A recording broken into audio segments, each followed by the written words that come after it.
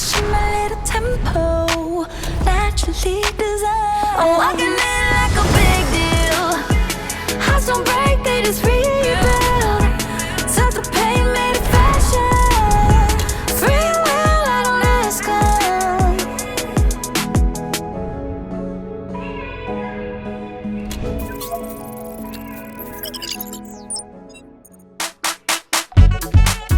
เป็น BSUV อีกหนึ่งคันที่สวยและน่าใช้งานมากๆครับคุณผู้ชมตอนนี้ผมอยู่กับ X เผิง L03 แต่อยู่ที่ประเทศจีนเขาอาจจะเรียกว่าตัว Mona L03 นะครับที่มาที่ไปเป็นอย่างไรในคลิปนี้เดี๋ยวผมเล่าให้ทุกคนได้ฟังทุกอย่างที่ผมรู้มาอย่างแน่นอนครับณตอนนี้เราอยู่กันที่เมืองปักกิ่งครับของประเทศจีนได้บินมาจากประเทศไทยนะเพื่อมาสัมผัสคันนี้มาพรีวิวให้ทุกคนได้ชมก่อนรอบนี้จะเป็นรอบการ Static Preview นะครับเพื่อที่จะนำเรื่องของการดีไซน์ฟีเจอร์ของรถยนต์คันนี้ไปให้ทุกคนได้ชมกันหลังจากที่พวกเราในฝั่งของประเทศไทยได้เห็นภาพหลุดกันไปแล้วต้องบอกว่า X เผิง L03 คันนี้ถือว่าเป็นรถยนต์ BSUV ที่สวยงามมากๆอีกหนึ่งคันมาพร้อมฟีเจอร์หลากหลายอย่างมากมายและเขาบอกว่าคันนี้เป็น Smart AI นะฮะ SUV เลยก็ว่าได้นะครับ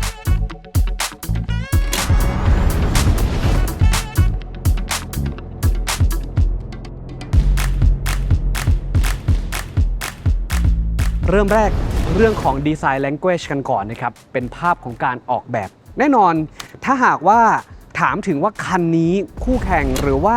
มิติของตัวรถของ X เผิง L03 ตัวนี้จะไปเทียบเท่ากับรถยนต์คันไหนที่จำหน่ายในบ้านเราบ้างก็จะพอให้ได้เห็นภาพกันนะครับผมคิดว่าคันนี้ไปชนกับในฝั่งของตระกูลเลข5นะครับนั่นคือ Depaul S05 ก็ใช่Nevo Q05 ก็ใช่ของฝั่งฉางอันนะฮะฝั่งของ GWM ก็จะมี Aura 5 MG ก็จะมีเลข5นะครับ MG S5 พวกนี้นะก็จะอยู่ในตระกูลนี้แหละที่เป็นไซซิ่งที่ยังไม่ถึงพวก C segment ตัวเนี้ยเขาจะเล็กกว่า G6 หรือว่า X เผิง G6 อยู่นิดเดียวเล็กกว่า Tesla Model Y อยู่นิดเดียวนะครับมิติตัวรถของเขาความยาวของคันนี้อยู่ที่ 4,650 มิลลิเมตรครับความกว้างอยู่ที่ 1,920ความสูง 1,600 มิลลิเมตรแล้วก็มีฐานล้อครับอยู่ที่ 2,850 มิลลิเมตรถือว่าเป็นรถที่ไซซิ่งกำลังดีหลากหลายคนชอบไซส์แบบนี้ครับไม่ได้เล็กเกินไปและไม่ได้ใหญ่จนเกินไป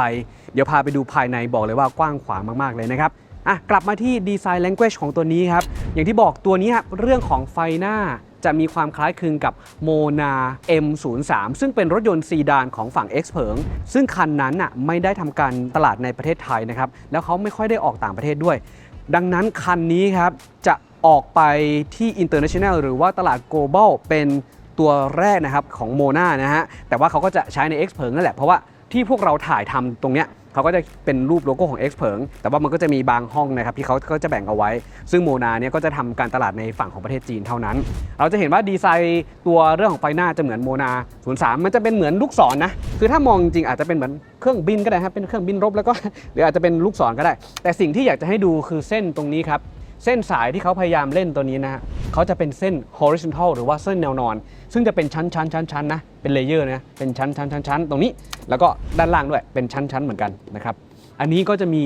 การลิงก์เข้าไปทั้งภายในแล้วก็ด้านหลังของตัวรถเดี๋ยวพาไปดูนะครับแล้วก็ดูตรงฝากระโปรงคุณผู้ชมปกติพวกเราเห็นตัวฝากระโปรงรถเนี่ยมันก็จะเรียบลงมาทั้งหมดใช่ปะนี่มันจะมีความโค้งนะคุณผู้ชมมันโค้งขึ้นแล้วก็ลงนะเนี่ยมันจะเป็นแบบเหมือนเคิร์ฟเหมือนเคิร์ฟขึ้นมาอย่างนี้ปุ๊บเหมือนหัวภูเขาขึ้นมานิดนึงแล้วก็ตรงนี้จะเรียบมาแล้วก็ขึ้นอีกนะฮะทำให้ตัวนี้มีเส้นสายที่ค่อนข้างละมุน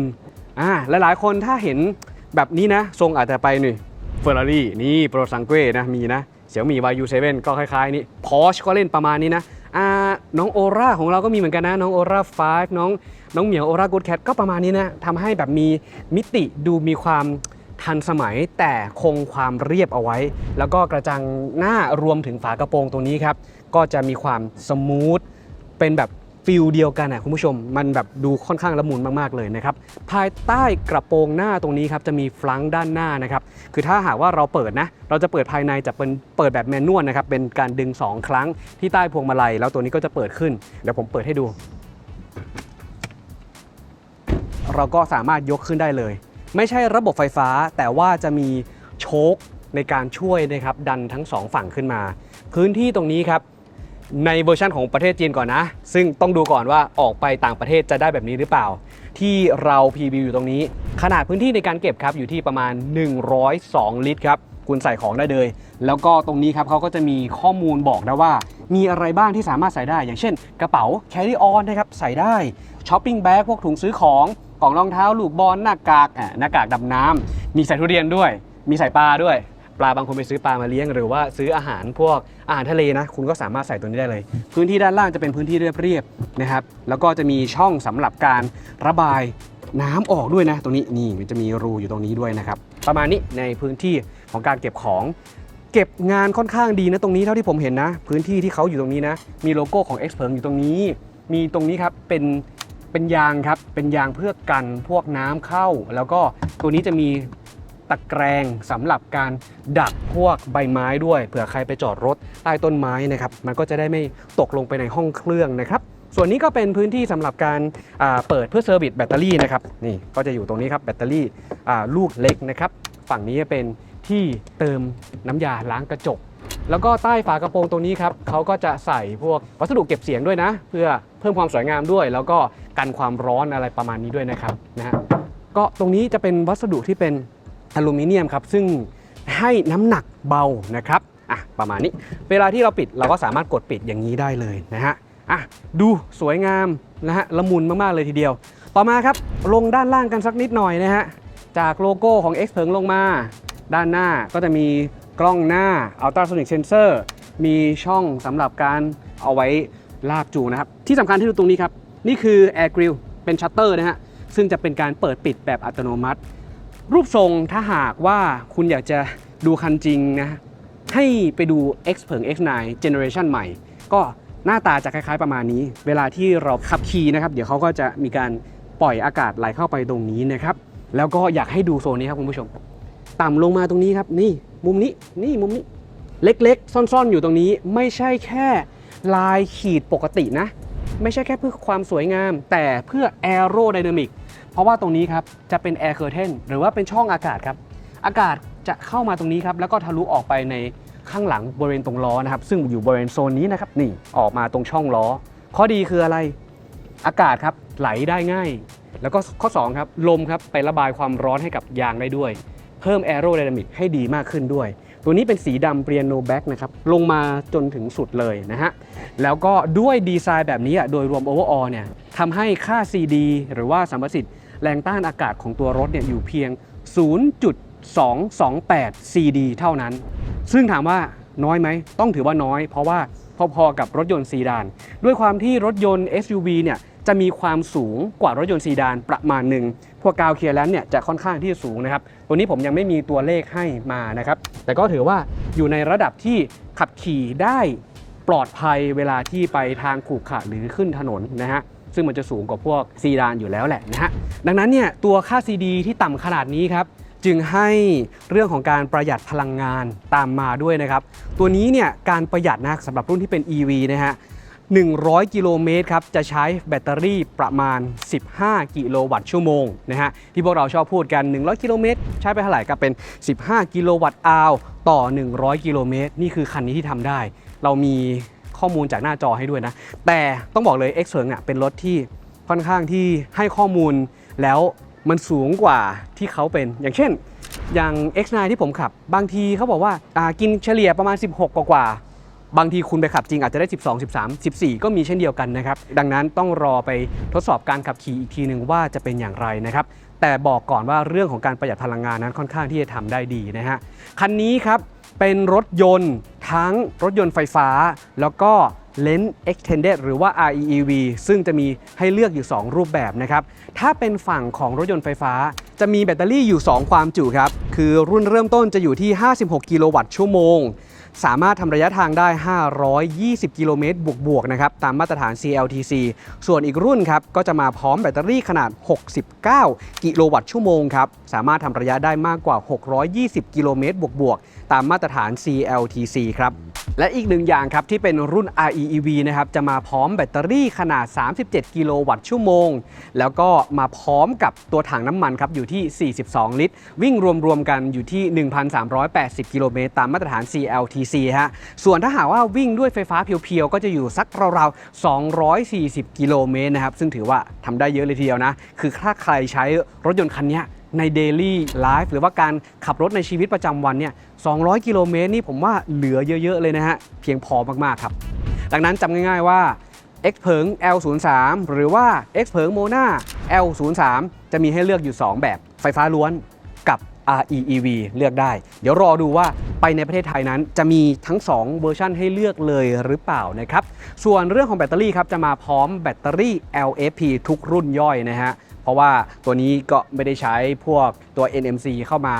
แล้วอีกเหตุผลหนึ่งอาจจะเพราะเรื่องของพละกำลังด้วยความที่คันนี้ดีไซน์ออกแบบมาให้เป็นระบบแบบขับหลังหรือว่า Rear Wheel Drive นะครับเขาไม่ได้ให้ข้อมูลเรื่องของตัว All Wheel Drive แต่ผมถามแล้วแหละเขาบอกว่ามีเฉพาะรุ่น Rear Wheel Drive เท่านั้นพละกำลังของการขับเคลื่อนเนี่ยอยู่ที่183กิโลวัตต์ครับหรือถ้าหากว่าคนไทยจะชอบถามว่ากี่แรงม้าก็จะอยู่กลมๆสักประมาณ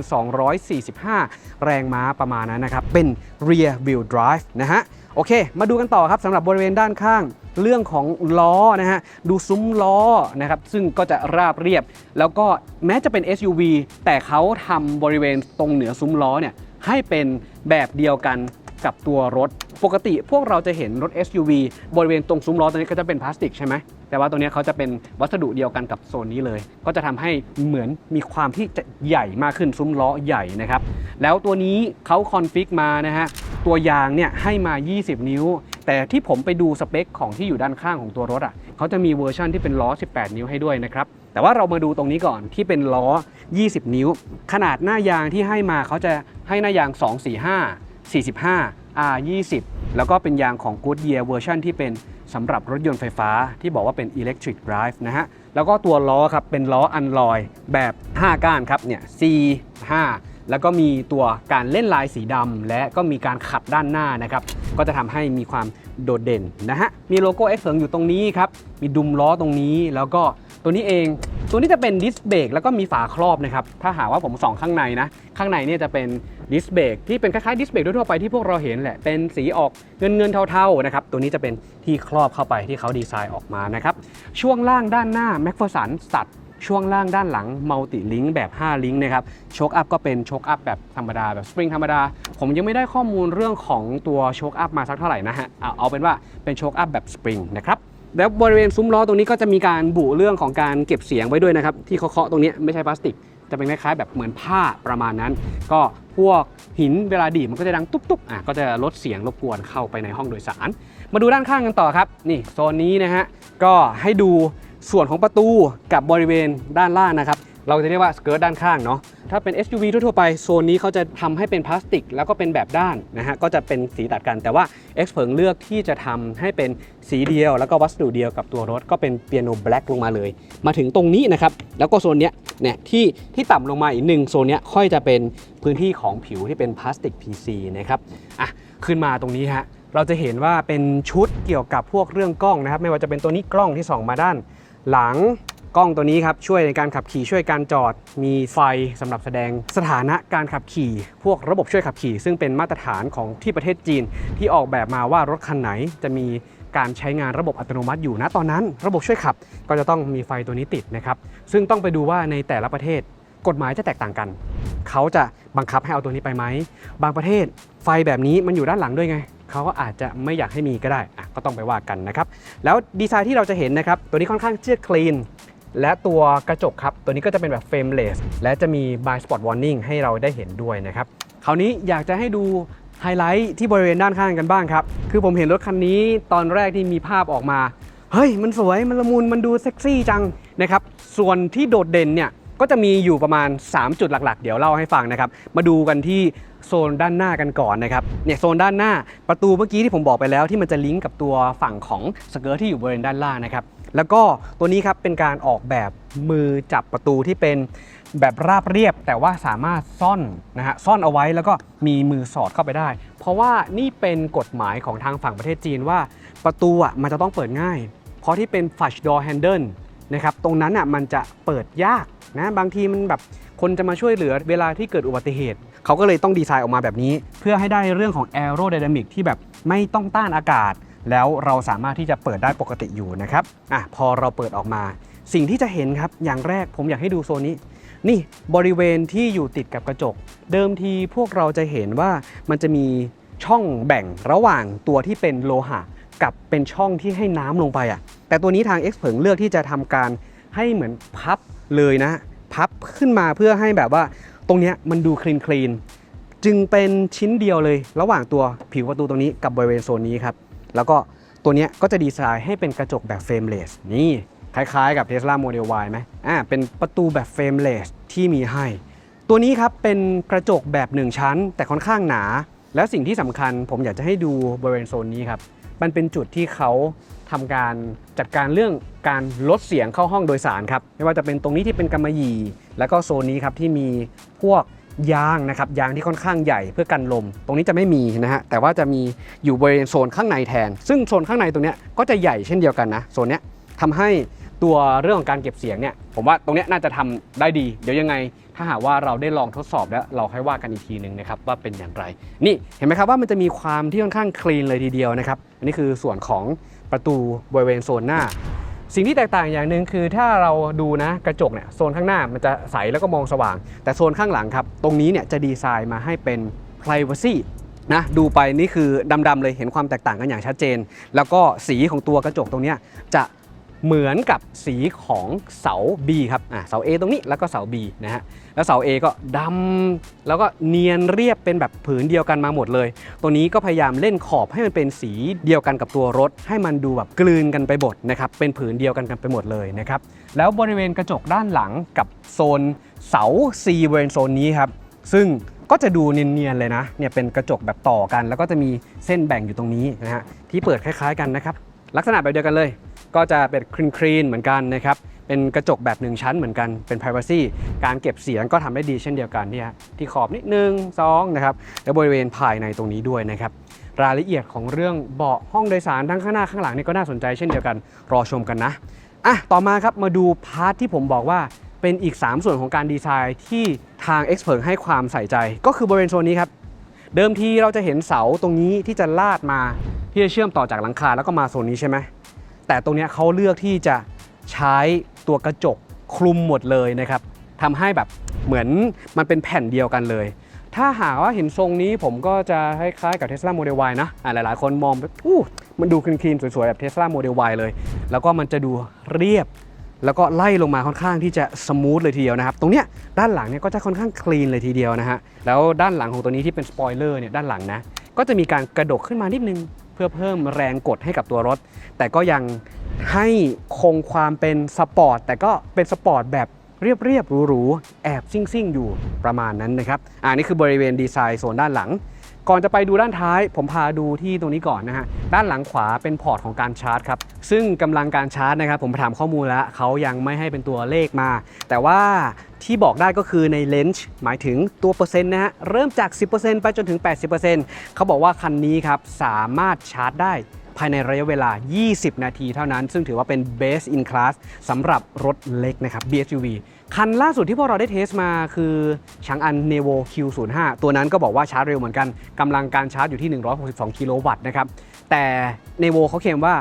30% จนถึง 80% เขาใช้ระยะเวลา15นาทีแต่อันนี้จาก 10% ถึง 80% ใช้ระยะเวลา20นาทีนะครับซึ่งในรถจากฝั่ง X เผิงครับเขาค่อนข้างที่จะให้ความสำคัญกับเรื่องของการชาร์จของแบตเตอรี่อยู่แล้วนะครับเดี๋ยวรอดูสเปคกันอีกทีหนึ่งนะอันนี้เป็นโซนด้านพอร์ตชาร์จไม่ใช่เป็นแบบไฟฟ้ากดเปิดปิดแบบแมนนวลได้เลยแบบนี้นะครับโอเคด้านหลังครับล้อไซซิ่งเท่ากันครับไม่ได้มีการปรับดีไซน์ของล้อคล้ายๆคลึงกันขนาดเท่ากันครับมาดูในโซนของด้านหลังกันบ้างครับต้องบอกเลยว่าตัวนี้ก็มีดีไซน์ที่โดดเด่นเป็นเอกลักษณ์แล้วเห็นจากด้านหลังรู้เลยว่านี่คือ X เผิง L03 นะครับนั่นก็คือเรื่องของไฟครับไฟก็จะเป็น horizontal light นะครับก็จะเล่นไฟ LED light bar ยาวจากซ้ายไปขวาจนสุดเลยนะแล้วก็จะมี2ชั้นนะครับชั้นแรกเนี่ยจะเป็นเส้นที่ใหญ่ที่สุดแล้วชั้นล่างๆลงมาครับก็จะเป็นเส้นเล็กๆมีทั้งหมด4ชั้นจำได้ไหมที่ผมบอก ตอนแรกๆที่เขาบอกว่าดีไซน์ไฟเป็นเส้นๆจากข้างหน้าไปถึงข้างหลังเนี่ยข้างหลังมีตรงนี้มาให้นะครับภายในก็จะมีเป็นเส้นๆเช่นเดียวกันแล้วก็จะมีไฟแสดงสถานะเกี่ยวกับระบบช่วยขับขี่แต่ที่ผมสนใจครับจุดหนึ่งคือบริเวณตรงจุดนี้ครับคุณผู้ชมนี่ตัวนี้ครับเป็นช่องสักช่องหนึ่งตอนแรกคิดว่ามันจะไม่สามารถระบายอากาศหรือว่าอากาศไม่ทะลุได้แต่จริงๆทะลุได้ครับเพราะตรงนี้คือถ้าเรามองด้วยสายตาจะไม่เห็นเพราะว่ามันจะไปเห็นแล้วก็เป็นจุดดำๆแต่มันจะมีช่องอากาศครับอยู่บริเวณโซนนี้ครับมันจะเป็นช่องอากาศที่อากาศจะอยู่จากโซนบริเวณของล้อครับแล้วก็จะเข้ามาตรงนี้แล้วก็จะพุ่งออกมาบริเวณโซนนี้ครับเนี่ยก็จะเป็นเสริมส่วนหนึ่งว่าทำให้ตัวนี้รถของเขามีแอโรไดนามิกที่ดีนะฮะเรื่องของการประหยัดพลังงานที่บอกไป15กิโลวัตต์ชั่วโมงต่อ100กิโลเมตรหรือ 15.3 นะครับที่เขาเคลมมานะฮะมาดูบริเวณโซนด้านหลังกันต่อโลโก้ X เผิงมีกล้องนะครับสำหรับการถอยหลังจะมีทั้งกล้องที่ช่วยในการถอยแล้วก็เป็นกล้องที่สามารถสตรีมจับภาพจากด้านหลังไปแสดงบนหน้าจอได้เป็นเหมือนการจำลองกล้องหลังมาให้ด้วยนะครับเผื่อว่าอาจจะมองไม่เห็นในยามค่ำคืนหรือมันไม่ชัดนะฮะเขาก็จะมีกล้องสตรีมไปให้ก็เหมือนทางฝั่งของ X เผิง X9 ที่เขาจะมีการสตรีมขึ้นไปที่กล้อง2ด้านหลังเป็นกระจกที่มองหลังครับเขาจะเอาภาพขึ้นตรงนั้นแต่ว่าคันนี้จะเอาไปขึ้นที่หน้าจอแทนนะครับดีไซน์คลีนครับมีไฟทับทิมด้านล่างนะฮะแล้วก็จะเล่นเป็นสเกิร์ตตรงนี้เป็นสีดำล้วนลงมาเปียโนแบ็กแล้วโซนนี้จะเล่นเป็นสีเทาครับเป็นวัสดุพลาสติกที่อยู่บริเวณตรงจุดนี้นะฮะซึ่งจะแตกต่างจากบริเวณพื้นผิวตรงนี้ที่เป็นสีดำคราวนี้ตัวปุ่มเปิดของด้านท้ายจะอยู่บริเวณโซนนี้ครับที่เป็นเหนือตัวโลโก้ตัว E ขึ้นมาเราจะเห็นพื้นที่ในการเก็บสัมภาระซึ่งถามว่าใหญ่ไหมสำหรับผมไซส์นี้ถือว่าค่อนข้างใหญ่เลยทีเดียวนะฮะก็สามารถที่จะใส่ของเข้าไปได้มีหลากหลายฟังก์ชันที่อยากนำเสนอครับแน่นอนถ้าหากว่าพวกเราเห็นอย่างแรกเราจะถามว่ามีฟังข้างล่างไหมมีครับแต่ว่าเล็กๆไม่ได้ใหญ่มากมายบริเวณตรงจุดนี้นะครับส่วนที่เขาเสริมขึ้นมาอีกนิดหน่อยก็จะเป็นบริเวณโซนนี้ครับคุณผู้ชมนี่คือโซนของแต่งคือเราสามารถถอดออกได้เนี่ยเป็นอุปกรณ์เสริมนะที่เขาจะมีการแบบนี้แล้วก็หมุนแล้วก็ดึงออกนะฮะแล้วก็ติดตั้งเข้าไปเผื่อคุณจะเอาอะไรมาใส่นะฮะเป็นรถที่ดีไซน์มาสำหรับกลุ่มอายุราวๆ25ขึ้นไปโซนเนี้ยคนที่เพิ่งเริ่มทำงานใหม่คนที่เพิ่งเริ่มมี first jobber นะครับทำงานใหม่แล้วก็อาจจะมีทุนที่กำลังไม่ได้สูงมากนะครับแต่อยากจะได้รถดีๆสักคันหนึ่งมาใช้ก็จะอยู่ในเลนจ์นี้ดีไซน์เรื่องของสีเรื่องของเทคโนโลยีความสนุกสนานในการใช้งานซึ่งมันจะมีเยอะมากๆสำหรับรถคันนี้นี่เป็นเพียงส่วนหนึ่งที่เสริมในเรื่องของความสนุกสนานเนี่ยอย่างเช่นตัวนี้เอามาติดตั้งเผื่อคุณจะไปขายของหรือเอาไปทำอะไรก็ตามแต่นะครับมีมาให้นะฮะแล้วก็มาดูฝาท้ายกันก่อนตรงนั้นมีเสริมเข้ามาแล้วใช่ไหมที่เป็นอุปกรณ์เสริมติดตั้งด้านนี้ครับเปิดขึ้นมาเราจะเห็นพื้นที่ตรงนี้สามารถที่จะแขวนของได้นะครับน้ำหนักอยู่ที่2กิโลกรัมเปิดท้ายขายของเนี่ยแขวนเสื้อผ้าก็ได้หรือคุณจะทำแคมปิ้งคุณแขวนอะไรก็ได้เขารับน้ำหนักได้2กิโลกรัมนะตรงนี้ฝาท้ายเป็นแบบฝาท้ายไฟฟ้ามีระบบหนีบไหมผมเทสให้ดูเฮ้ยดันนิดเดียวเองเดี๋ยวผมลองงี้เลยลองดูนี่กล้าลองให้นะครับเพราะว่าลงมานิดนึงก็สามารถเด้งกลับไปได้เลยเป็นระบบแบบกันหนีบนะครับแล้วก็พื้นที่ตรงนี้เนี่ยขนาดของเขาจะมีเขียนกำกับเอาไว้อยู่บริเวณโซนนี้นะครับเพื่อที่จะไกด์ให้เราได้เห็นว่ามันขนาดใหญ่แค่ไหนความกว้างก็สักประมาณ1เมตรครับความสูงจากตรงนี้ประมาณสัก60เซนนะฮะใส่พวก carry on ได้ใส่รถเข็นได้ใส่กระเป๋าใส่อุปกรณ์บางคนไปทำแคมปิ้งแล้วมีอุปกรณ์ชงชานะครับด้านหลังตรงนี้มีลำโพงนะฮะลำโพงที่เป็นซับวูฟเฟอร์ให้นะครับอยู่ฝั่งซ้ายฝั่งขวาเนี่ยจะเป็นไฟที่เราสามารถต่อออกมาได้กำลังไฟสูงสุดอยู่ที่180วัตต์เป็นไฟ12โวลต์นะครับต่อออกมาแล้วก็เผื่อมีอะแดปเตอร์ออกมาแล้วก็จะมีช่องเล็กๆสำหรับใส่อุปกรณ์เสริมแล้วก็พาดูตรงนี้ครับเราสามารถที่จะพับเบาะได้เป็นแบบ60-40ครับแต่จะเป็นแบบแมนนวลนะโอเคมันไม่ได้มีแบบไฟฟ้าให้นะฮะแต่ก็ตามราคาซึ่งราคาของคันนี้ก็เข้าถึงได้ง่ายนะอยู่ในประเทศจีนนี่ก็ไม่เกินล้านนี่สามารถพับแบบนี้ได้ถามว่ามันใหญ่แค่ไหนผมรวมรองเท้านะประมาณ170นอนได้อันนี้นอนตรงๆ170เหลือดันเบาะขึ้นไปผมว่าถึง180ได้สบายดันไปอีกเผื่อคุณจะมีฟูกแล้วก็มาใส่เป็นที่นอนเอามาใส่ทำแคมปิ้งได้อาจจะมีความชันนิดนึงบริเวณตรงนี้โอเคไม่เป็นไรแต่ถือว่าเป็นรถ BSUV อีกหนึ่งคัน ถ้าหากว่าคุณอยากจะนอนระหว่างการเดินทางตัวนี้สามารถช่วยได้นะครับเราก็สามารถปิดลงมาปิดฝาท้ายแบบไฟฟ้าแบบนี้นะครับนี่เป็นโดยรวม overall ของดีไซน์ภายนอกต่อไปครับภายในมีอะไรให้เล่นเยอะเลยตามไปดูกันต่อครับ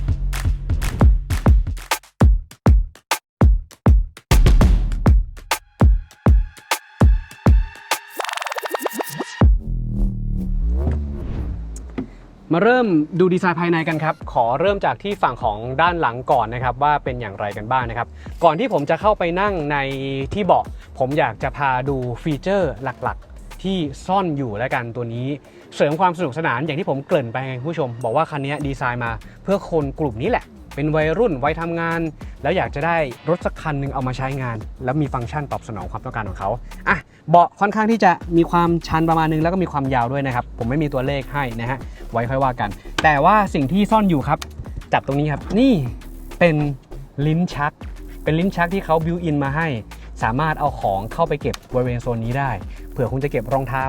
หรือจะใส่ขวดน้ำก็ได้นะครับซ่อนเอาไว้เนียนๆเลยนะฮะบริเวณตรงจุดนี้นะครับเดี๋ยวผมขอเข้าไปนั่งให้ทุกคนได้ชมกันว่าเป็นอย่างไร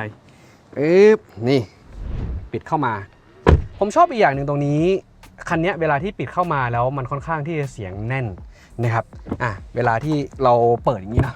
กระจกมันจะลดลงอัตโนมัติเวลาที่เราเปิดออกไปแล้วก็เวลาที่ปิดมันก็จะขึ้นนะครับเสียงค่อนข้างแน่นเลยทีเดียวเฮดรูมอยากจะให้ดูนะครับว่าเป็นอย่างไรผมสูง165นั่งอยู่ด้านหลังครับก็ประมาณกำปั้นเกือบ2ของผมนะหรือถ้าหากว่าเอา iPhone 17 Pro Max ใส่ตรงนี้นะครับในแนวนี้นะก็จะเหลืออีกประมาณสัก2นิ้วก็จะมีสเปซอยู่ตัวนี้เป็นพื้นที่ของหลังคา Panoramic Glass Roof ไม่มีม่านบังแดดมาให้นะครับความใหญ่ของเขาจะอยู่ประมาณสัก1จุดกว่า 1.1 1.2 ตารางเมตรนะครับพื้นที่ของเขาด้านหลังมีที่สำหรับการโหนด้วยมีไฟแล้วก็จะมีจุดสำหรับการติดแมกเนตนะครับซึ่งจุดติดแมกเนตคืออะไรเดี๋ยวผมจะเอาให้ดูนี่คืออุปกรณ์เสริมที่เป็นกล่องเก็บแว่นตัวนี้เป็นวัสดุแม่เหล็กในคันนี้ครับจะมีที่ติดแม่เหล็กอยู่ทั้งหมดถึง8จุดถามว่ามีเพื่ออะไรมีเพื่อติดของแบบพวกเหล่านี้แหละครับเนี่ยเผื่ออยากจะติดตรงนี้ใส่แว่นกันแดดนะครับมีซ่อนอยู่เยอะแยะมากมายตรงนี้ก็มีตรงนั้นก็มีรอบๆคันมีทั้งหมด8จุดหรือแม้กระทั่งคอนโซลกลางที่ด้านหลังตรงนี้ก็มีเช่นเดียวกันเอามาไว้เผื่อว่าเขาจะมีอุปกรณ์หนึ่งครับที่ชื่อว่าเป็นคล้ายๆเซ็กซี่บัตตอนของทางฝั่ง Tesla จะเป็นปุ่ม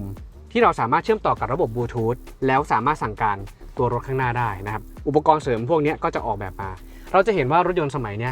ไม่ใช่แค่ออกแบบมาเพื่อการขับขี่แล้วก็การใช้ชีวิตที่แบบบันเดิลที่แบบในรถอย่างเดียวเขารองรับอุปกรณ์เสริมในอนาคตด้วยหรือว่าอุปกรณ์เสริมจริงๆในปัจจุบันก็มีแหละแมกเนตผมบอกไปแล้วมีทั้งหมด8จุดส่วนนี้ครับด้านหลังของตัวเบาะของผู้โดยสารด้วยคนขับด้วยจะมีช่องสำหรับติดตั้งอุปกรณ์เสริมก็จะใช้หลักการแบบนี้เช่นเดียวกันเสริมขึ้นมาเอา iPhone ติดบ้างเอา iPad ติดบ้างก็กลายเป็นหน้าจอเสริมของเรื่องความสะดวกสบายมีฟังก์ชันที่เสริมเยอะมากขึ้นนะครับอีกตัวหนึ่งครับนี่บริเวณตรงจุดนี้ครับนี่คือที่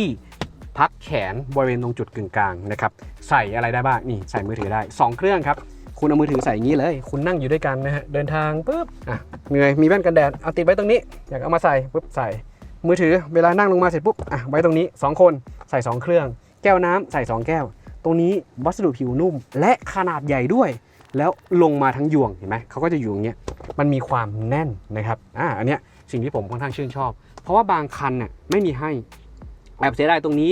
คือถ้าใครนั่งหลังแล้วมันไม่มีตรงจุดนี้ให้ผมรู้สึกว่ามันขาดอะไรไปแบบมันเป็นสิ่งจำเป็น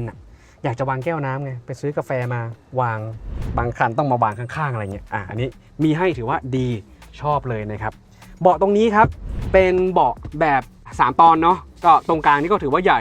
มีไอโซฟิกให้นะครับทั้ง2ฝั่งทั้งที่ผมนั่งแล้วก็ฝั่งด้านข้างด้วยเบาะเป็นเบาะแบบเจาะรูแม้ว่าจะเจาะรูแต่ว่าไม่มีระบบระบายอากาศมาให้นะครับ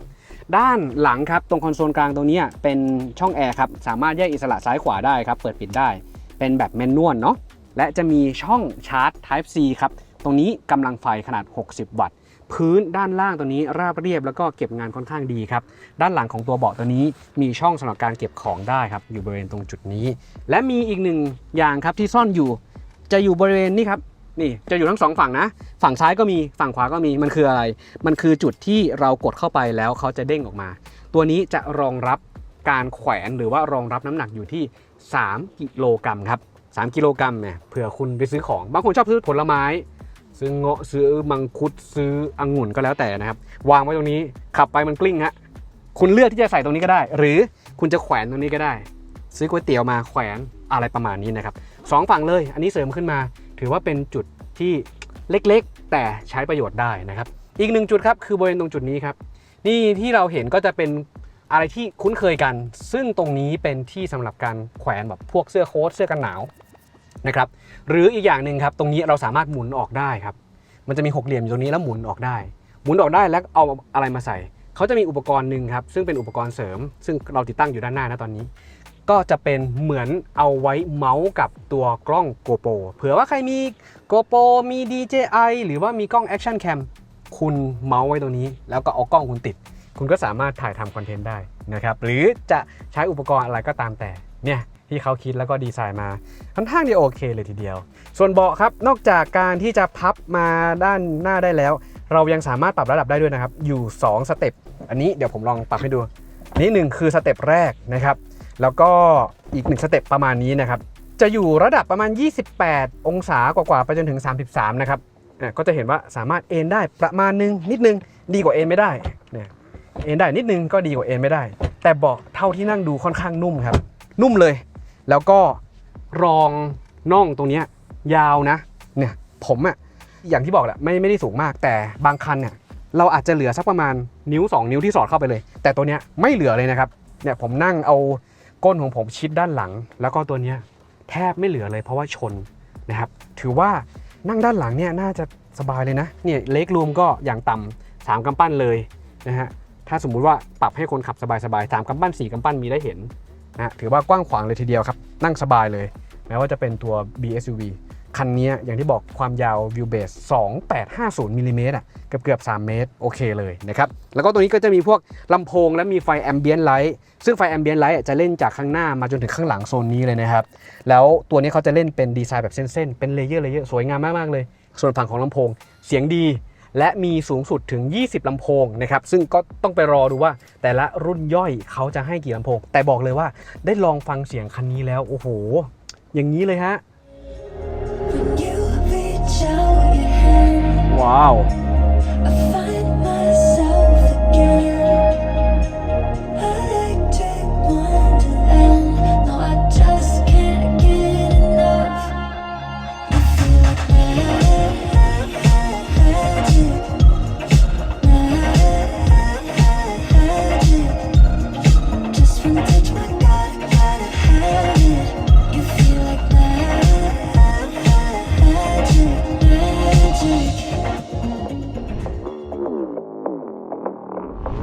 เป็นไงครับเสียงมันดีอย่างที่ผมบอกไหมโหฟังแล้วก็ทึ่งนะในรถ B segment ถ้าให้ลำโพงมาดีๆนี่ผมว่าหาได้ค่อนข้างน้อยนะอ่ะต่อไปครับเดี๋ยวเรามาดูตัวนี้กันสักหน่อยครับเรื่องของบริเวณโซนด้านหน้าครับโซนด้านหน้าเนี่ยดีไซน์กว้างขวางและอรรถประโยชน์แน่นๆเต็มๆขอเริ่มจากบริเวณจุดที่ผมนั่งซึ่งเป็นของฝั่งคนขับเนาะพวงมาลัยแบบตัดทั้ง2ฝั่งนะครับทั้งข้างบนแล้วก็ข้างล่างนี่จะตัดยาวหน่อยนะฮะก็มีปุ่มตัวนี้ด้วยนะครับซึ่งเป็นปุ่มสำหรับการสลับโหมดแล้วก็กดดูกล้อง360องศาเป็นเกี่ยวกับพวกระบบช่วยจอดซึ่ง Xpeng เขาเก่งเรื่องของระบบช่วยจอดอยู่แล้วนะฮะโหมดตรงนี้เราก็สามารถกดเพื่อปรับได้สมมุติว่าเราตั้งอยู่ที่ Eco นะฮะแล้วเราอยากจะเร่งแซงหรืออยากจะแบบสนุกสนานกดปุ๊บมันก็จะเด้งมาสปอร์ตหรือถ้าหากว่าเราเซตอยู่ normal กดโหมดมันก็จะเด้งมาสปอร์ตนะฮะก็จะสลับอยู่2อันตรงนี้แล้วโหมดการขับขี่ก็จะมีอยู่4โหมดก็เป็น Eco Normal Sport แล้วก็ Individual นะฮะซึ่งคล้ายๆกับ Xpeng ที่เขามีนั่นแหละก็ไม่ได้ต่างกันนะครับตัวพวงมาลัยตัวนี้ที่โดดเด่นก็คือตรงนี้แหละมีบอกเซนเตอร์มีปุ่มกดตัวนี้ลูกกลิ้งก็จะคล้ายๆกันลักษณะฟังก์ชันเดียวกันปรับเสียงนะครับปรับอุณหภูมิเนี่ยสามารถปรับอุณหภูมิได้ที่ตรงนี้ง่ายมากๆปรับแรงของพัดลมทำได้ที่บริเวณตรงจุดนี้คล้ายๆ Xpeng ทั่วๆไปไม่ได้มีอะไรมากก้านเกียร์ด้านขวาเหมือนกันนะครับที่ปัดน้ำฝนก็อยู่ด้านซ้ายมีปัดน้ำฝนอัตโนมัตินะครับก็มีตั้งค่าไฟสูงไฟต่ำพวกอัตโนมัติมีให้นะครับดูกันต่อครับโซนนี้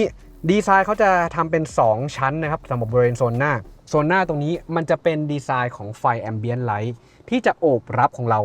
โอบรับตั้งแต่ด้านหน้าไปจนถึงโซนด้านหลังนะครับเราจะเห็นไฟแอมเบียนไลท์อยู่นี่นะฮะซึ่งไฟแอมเบียนไลท์เนี่ยจะเล่นได้หลากหลายรูปแบบมีหลากหลายสีมากกว่า256สีจะเป็นสีแบบสแตติกคือสีนิ่งๆก็ได้จะเป็นตามเสียงจังหวะเพลงก็ทำได้ทำทูโทนก็ได้ครับปรับให้เป็นแบบทูโทนหรือว่าจะปรับให้เปลี่ยนตามวิดีโอถ้าหากว่าเราดูวิดีโอนะครับถ้าหากว่าฉากไหนเป็นสีสมมติเป็นสีแดงเขาจะเปลี่ยนเป็นสีแดงวิดีโอเปลี่ยนซีนไปเป็นสีเขียวเขาจะเอาเป็นสีเขียวสีฟ้าก็จะเปลี่ยนเป็นสีฟ้าสามารถที่จะใช้ฟีเจอร์นั้นได้ด้วยนี่คือความโดดเด่นของ Ambient Light ทำให้ห้องโดยสารดูมีความหรูหรามากยิ่งขึ้นนะฮะเรียบหรูหราแล้วก็โซนช่องแอร์ครับแอร์เนี่ยจะไม่ได้อยู่บริเวณตรงนี้นะเนี่ยช่องนี้เป็นแค่ไฟแอร์จะอยู่บริเวณตรงจุดนี้ซึ่งผมว่ามันอยู่ในจุดที่กำลังดีไม่พุ่งหน้าจนเกินไปคือบางคนน่ะแอร์อยู่สูงพุ่งเข้าหน้าแม้ว่าจะกดต่ำแต่ก็พุ่งเข้าหน้าแต่ตัวนี้จะอยู่ระดับบริเวณลำตัวของเรานะครับอันนี้ด้านซ้ายดีไซน์เขาจะเป็นแบบคล้ายๆเป็นเส้นยาวๆตรงๆแล้วก็ด้านปลายเนี่ยก็จะเป็นมนๆนะครับมันดูสวยดีอ่ะมันดูละมุนดูสวยแล้วก็จะมีเส้นเล่นสีม่วงตรงนี้ซึ่งเล่นสีม่วงคล้ายเป็นทริมที่แบบพวกเบาะพวกนี้ที่เขาเล่นเนี่ยก็เล่นเป็นสีเดียวกันนะครับเล่นเป็นลายแบบพวกนี้เหมือนเป็นเส้นนำสายตาแล้วก็ใส่เข้าไปนะครับตัวนี้ก็เป็นช่องแอร์ก็จะปรับแบบไฟฟ้านะครับที่เราจะต้องปรับในหน้าจอแล้วก็จะให้มันหันไปทิศทางไหนแล้วก็แค่ตวัดเลือกเอาไปได้นะครับนี่ดับเบิลคลิกเพื่อเปิดปิดได้ครับตรงนี้นี่ครับเนี่ยก็จะเป็นแบบนี้คล้ายๆ S เพิงที่พวกเรามีนี่คือเรื่องของช่องแอร์นะครับจุดต่อมาอย่างที่ผมบอกว่าความสะดวกสบายของเขาที่เสริมขึ้นมามีกิมมิคเรื่องของเล่นดูด้านบนก่อนนี่ตรงนี้คืออะไรถ้าเป็นบล็อกเกอร์หรือว่ารีวิวเวอร์สายรถน่าจะชื่นชอบนะครับตรงนี้คุณไม่ต้องซื้อซักชั่นมาติดเพราะว่าตรงจุดนี้ครับเป็นจุดที่เราสามารถติดตั้งตัวอุปกรณ์นี้ได้เข้าไปนะครับซึ่งก็จะเป็นแบบพวกกล้องแอคชั่นแคมเนาะคุณก็มาใส่ซะผมก็อาจจะติด DJI เข้ามาก็ยิงหน้าเราเลยนะครับนี่คือจุดแรกนะฮะถ้าหากว่าเราใช้ไปเสร็จปุ๊บแล้วแบตเตอรี่มันเริ่มจะหมดเริ่มไม่พอทำไงด้านบนตรงนี้ครับเขาจะมีพอร์ต Type C พอร์ต Type C ตรงนี้คุณสามารถต่อแล้วก็เอามาชาร์จกล้องได้เลยอันนี้มันคิดเผื่อด้วยนะคิดเผื่อมาด้วยอันนี้ดีนะครับจุดนี้มีอีกไหมมีครับอยู่บริเวณด้านซ้ายแล้วก็ด้านขวาด้านซ้ายอยู่ตรงนี้ถ้าหากว่าเราขับพวงมาลัยซ้ายนะเราจะขันตัวนี้ออกแล้วมันจะมีอุปกรณ์ตัวนี้ครับนี่ผู้ชมนี่ตัวนี้ที่ผมขันนี่มันจะเป็นอุปกรณ์ตัวนี้ครับนี่อุปกรณ์ตัวนี้เราจะสามารถติดตั้งเข้าไปนะครับฝั่งเนี้ยเขาจะเป็นติดตั้งอุปกรณ์เสริมมาให้ละแต่ฝั่งเนี้ยยังไม่มี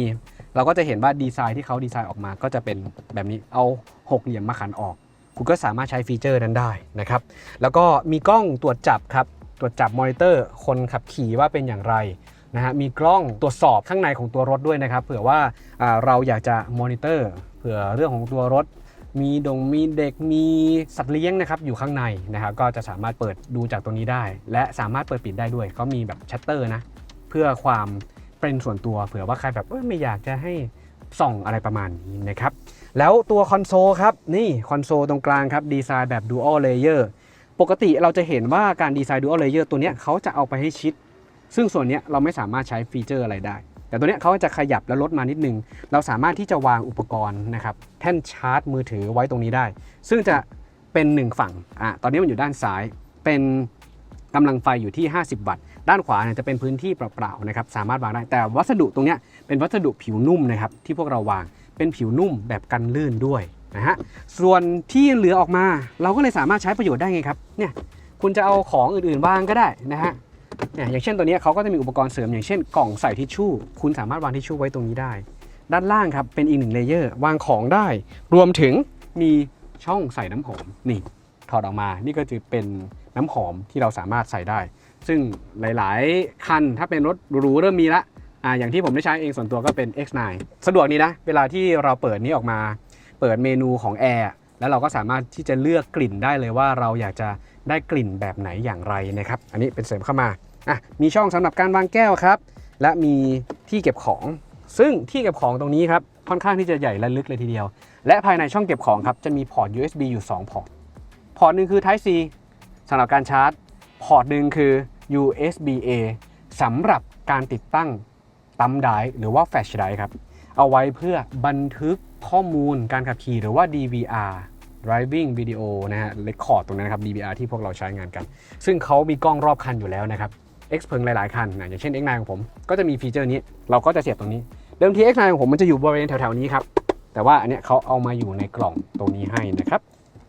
แล้วก็จะมีที่เสียบการ์ดให้อยู่บริเวณที่ใต้รองแขนตรงนี้ด้วยนะครับด้านหน้ายังคงมีตัวช่องเก็บของมาให้นะซึ่งเป็น Glove Box เป็นแบบแมนนวลและเขาจะซ่อนฟีเจอร์นี้เอาไว้ด้วยนะซึ่งเป็นฟีเจอร์ของตัวนี้ครับนี่เป็นตะขอครับก็เป็นตะขอเก็บของแหละแขวนตัวนี้จะรองรับน้ำหนัก2 กิโลกรัมครับไม่อยากแขวนข้างหลังไม่สะดวกเอามาแขวนข้างหน้าก็ได้นะครับรถไปคนเดียวซื้อของซื้ออาหารไปฝากภรรยาฝากสามีฝากลูกๆนะแขวนนี้ได้หรือถ้าหากว่าคุณไม่ใช้ก็เก็บกลับเข้าไปแบบนี้ก็ได้เช่นเดียวกันนะครับเบาะนุ่มนะฮะแล้วก็ฟีเจอร์ของเบาะมีเยอะมากๆนะฮะเบาะคู่หน้าครับเบาะเย็นเบาะร้อนมีให้เหมือนกันหมดนะครับแล้วก็มีเบาะนวดด้วยเบาะนวดเนี่ยคู่หน้ามีให้เช่นเดียวกันนะครับการนวดเนี่ย14 จุดปกติเวลาที่เรานวดนะเราจะนวดเฉพาะบริเวณแผ่นหลังแต่ Xpeng L03 คันนี้มีนวดบริเวณที่เรานั่งอาจจะเรียกว่านวดก้นบ้างหรือว่านวดต้นขาบ้างนะครับอันนี้มีให้ด้วยนะถือว่าสะดวกมากๆและที่สำคัญอีกอันนึงคือจะมาพร้อมฟีเจอร์เบาะ Zero Gravity Seat นะครับซึ่งอยู่บนมุมขวาสุดตรงนี้เราสามารถเลือกได้กดปุ๊บเห็นไหมครับว่าเขาจะเลื่อนเบาะตัวนี้ครับให้เป็นเบาะ Zero Gravity Seat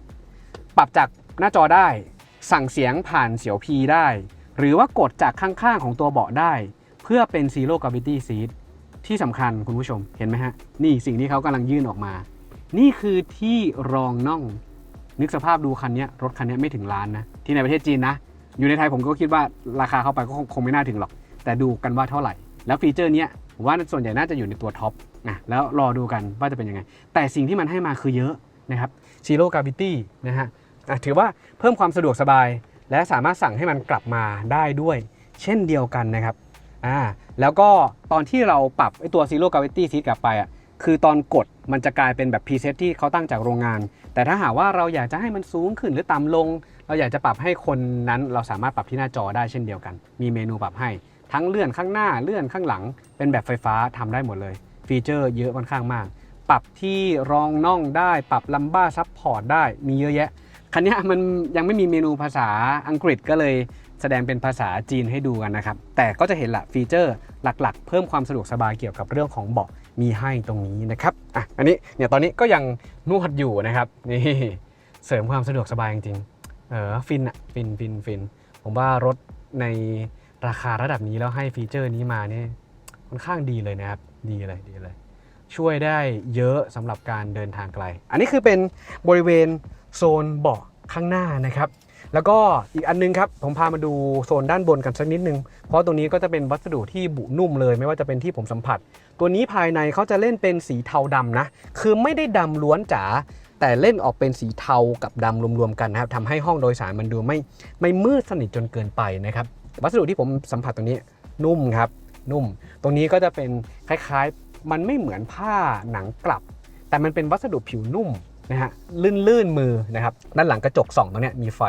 ส่องให้ขนาดใหญ่เช่นเดียวกันนะครับคู่หน้ามีให้เหมือนกันหมดเลยไม่ได้แยกเฉพาะคนขับนะเพราะบาง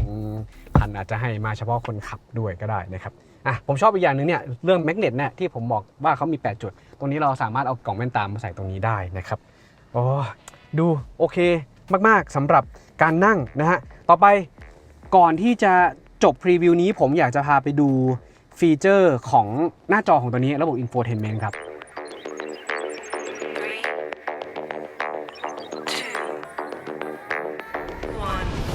มาเข้าข้อมูลของ Infotainment ครับถือว่าอันนี้มีการเปลี่ยนแปลงค่อนข้างเยอะอย่างแรกคือคันนี้ครับมาพร้อมชิป AI Turing ที่รองรับสูงสุดถึง3ตัวครับมาพร้อมกำลังการประมวลผลนะอยู่ที่ 2,250 ท็อปเลยทีเดียว1ชิป AI Turing ผมเคยบอกไปแล้วว่าจะเท่ากับ3 Orin X ตอนนี้ที่ในประเทศไทยรุ่น Xpeng X9 ครับใช้ชิป AI Turing 1 ตัวนะครับสำหรับตัว Xpeng L03 เนี่ยรองรับสูงสุด3ตัวแต่ก็ต้องไปดูแหละเขาอาจจะมีตั้งแต่รุ่นเริ่มต้นนะครับที่เป็นชิป1ตัว2ตัว3ตัวก็ว่ากันไปแต่ง่ายๆก็คือชิปตัวนี้ถ้าหากว่ารองรับ AI Turing สูงสุดถึง3ตัวจะรองรับฟีเจอร์ VLA 2.0 ด้วย VLA 2.0 คือระบบการขับขี่อัตโนมัติของทาง Xpeng นะครับพามาดูกันต่อนะครับความลื่นไหลของหน้าจอของตัวรถถือว่าทำได้ดีเลยนะครับเพราะว่านอกจาก AI Turing แล้วเนี่ยเขายังมาพร้อมชิป MediaTek MT8676 ชิปเซตด้วยนะครับซึ่งจะตอบสนองดูแลเกี่ยวกับระบบ OS ตัวนี้ครับมาพร้อมระบบ OS ล่าสุดคือระบบ OS 6.0 นะครับที่ในบ้านเรานะตอนนี้เขายังใช้เป็นเวอร์ชั่นที่เป็น5 จุดกว่าๆอยู่นะ 5.8 5.9 เริ่ม 5.9 ปล่อยมาแล้วแต่ตัวเนี้ยจะเริ่มต้นตั้งแต่ตัว 6.0 ขึ้นมาแล้วคันนี้ใช้เป็น 6.2 นะครับรองรับระบบ VLA นะฮะ VLA 2.0 นี่พวกระบบช่วยขับขี่นะครับ Safety Feature อะไรต่างๆมีค่อนข้างที่จะครบง่ายๆว่าเหมือนเอาจุดที่โดดเด่นของในรถ Xpeng อย่างที่เราเห็นในพวก P7 ที่พวกเราเคยขับยัดลงมาในเนี้ยดังนั้นฟีเจอร์จะคล้ายคลึงกันนะครับแต่ว่าที่เห็นโดดเด่นเลยก็คือตัว Infotainment ของเขาเนี่ยจะมีรูปแบบเปลี่ยนจากตัวที่เราใช้ในปัจจุบันในประเทศไทยกันสักหน่อยยกตัวอย่างเช่นเดิมทีเราจะสไลด์ขึ้นมาสไลด์ลงมาจากด้านบนเพื่อเรียก Quick Control นะครับหรือว่า Control Center แต่ว่าตัวนี้เราจะตวัดมาจากด้านนี้นะครับเพื่อที่จะดูข้อมูลการตั้งค่าตัวรถ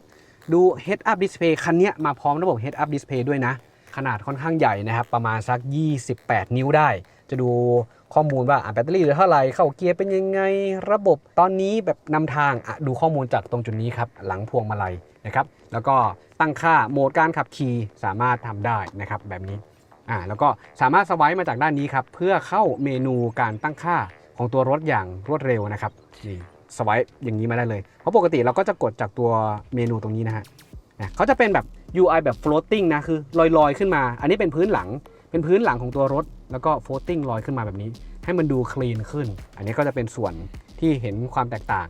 แสดงข้อมูลเรื่องแบตเตอรี่นะครับว่าระยะทางเป็นเท่าไหร่ระยะทางนี่เขาจะแสดงทั้งหมดที่เป็น WLTP ก็ได้ CLTC ก็ได้นะครับแล้วก็พามาดูข้อมูลเกี่ยวกับการบริโภคพลังงานครับอย่างที่บอกคันนี้เขาเคลมไว้ 15.3 กิโลวัตต์ชั่วโมงต่อ 100 กิโลเมตรอันนี้คือขับ 100 กิโลเมตรนะครับก็จะแสดงประมาณสัก 15 กิโลวัตต์ชั่วโมงอันนี้ 20 กิโลเมตรสุดท้ายเห็นไหมบอกประมาณนี้เลย 12.8 กิโลวัตต์ชั่วโมงนะถือว่าต่ำนะฮะอย่างที่บอกนะครับนี่ที่เขาบอกว่าค่า CD มันต่ำนะครับมันก็เลยทำให้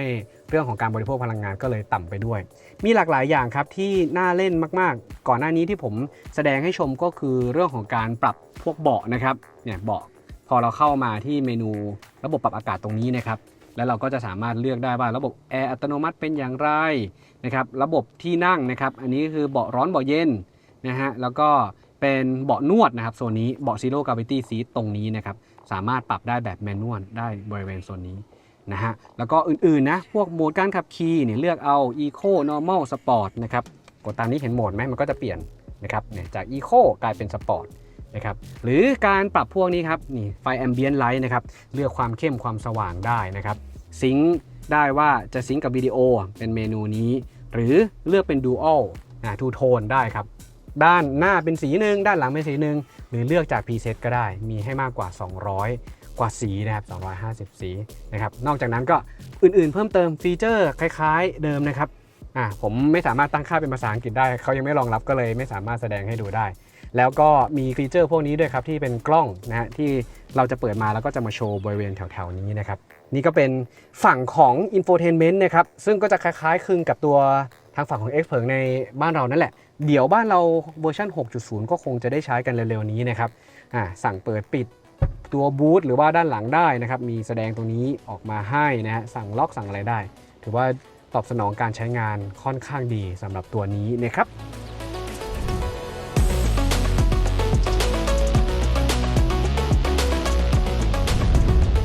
โอ้โห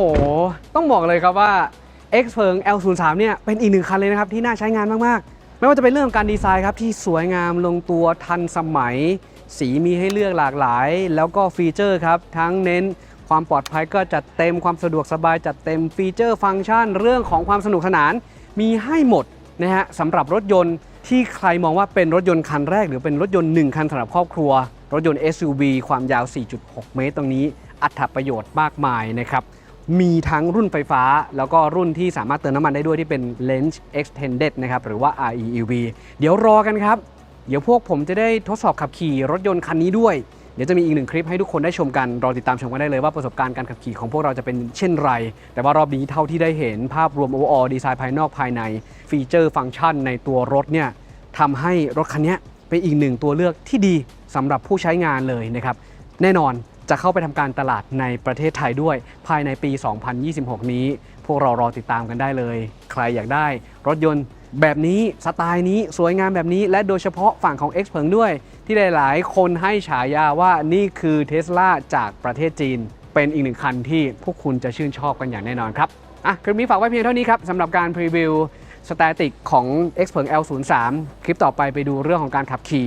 สนุกกันอย่างแน่นอนผมต้องไอมดขอตัวลาไปก่อนครับยังไงก็ฝากกดติดตามที่ช่อง YouTube iMod Official ของพวกเราด้วยแล้วก็ที่เพจ Facebook iMod Drive นะครับไว้พบกันรอบหน้าสวัสดีครับ